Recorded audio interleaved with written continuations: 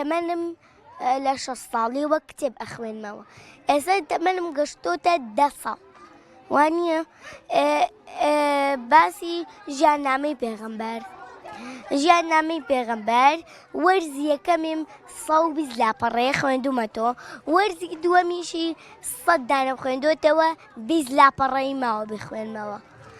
اینجا کتێبەکانی تر نەزانم چۆن بێڵم. ئێستا هەمە 3 دانم لەمە هەیە، 4 هەیە. ئێستا ژیاننامەی پێغەمبەر 3 وەرزی هەیە، هێشتا جارێ دووەمم تاو نەکردووە. ئەگەر دووەمم تاو کرد دەڕۆمە سەر 3. هەموو کاتێک من نیوەڕوان عەسر هەموو ڕۆژێک کتێبێک دەخوێنمەوە، یان 2 لاپەڕەیەک یان 3 لاپەڕەیەک دەخوێنمەوە، چونکە لە بەرەوەی لە قوتابخانە ڕەوشت و ئاکارم جوان بێ، لە قوتابخانە با خوێندەمەم باش بێ. لەبەر ئەوەی هەموو ڕۆژێک ئێوارەکان دەیخوێنمەوە. نوێژم کرد، هەموو نوێژەکان بەڕێک و پێکی دەکەم، یەک نوێژ بەجێ نەهێڵم. ئیتر دوای نوێژەکانم لاپەڕێک دەخوێنمەوە، لەبەر ئەوەی سوودی لێ ببینم لە هەموو جۆرە کتێبێکی جۆراوجۆر لەم پێشەنگا جوانە. من هەموو کاتێک بۆ نمونە یەکێک کتێبێکیەوێ ئەیەمێ، ناڵێم نایەمێ، لەبەر ئەوەی من بەڕێک و پێکی خەمۆ ناوێ، بەس بەڕێک و پێکی بێنێتەوە من هیچم ناوێ. ڕێک نییە ئەمە کتێبەکە وایە 2 لاپەڕی بدڕێ قەی ناکە، بەس من حەز دەکەم هەموو کتێبەکانم ڕێک و پێک وابێت. هاوڕێکانم کتێب بخوێنەوە لەبەرەی لە قوتابخانە باش بن لە خوێنەوەیە، زۆر باش بن لە خوێنەوەیە، لەبەرەوەی قوتابخانە شوێنێکی خۆشە کە بۆ کتێب و زانست و هەموو شتێک باشە. 6 ساڵیەوە دەیخوێنمەوە کتێب. دەمەنم 10 ساڵ. هەنجا کتێبێڵێک خوێندۆتەوە.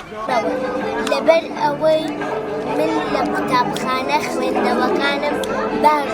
من نام کاژاوە، تەمەنم 7 ساڵە، هەنەجا کتێب دەخوێنمەوە. سلااو، من ناوم ئەحمەدە و من ئەمڕۆ پێتان دەڵێم کە سوودی کتێب چییە.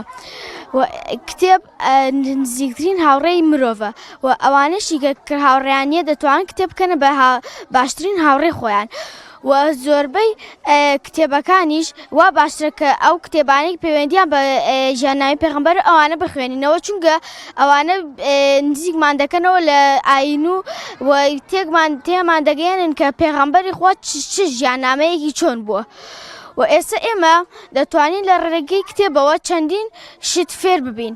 و من خۆم کە ژیاننامەی پێغەمبەرم خوێندەوە لەوە فێر بووم کە پێغەمبەر دایک و باوکی نەبووە، باپیری نەبوو و کەسێکی هەژاریش بوو. ئەکتر بوون هەمیشە لەوانە خوێندندا هاوکاری، بەڵام ئەوە ڕاملاری دڵگران کرد بوو، ئەوە بوو کە هەر کاتێک من ناو نورا محەممەدە، هەر کتێبی زۆرم هەیە لە ماڵەوە، شەوانە دەیان خوێنمەوە 3 لاپەڕە یان زیاتر.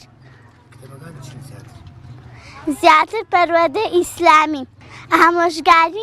ئامۆژگاری کردوین کە یارمەتی کەسانی تر بدەین.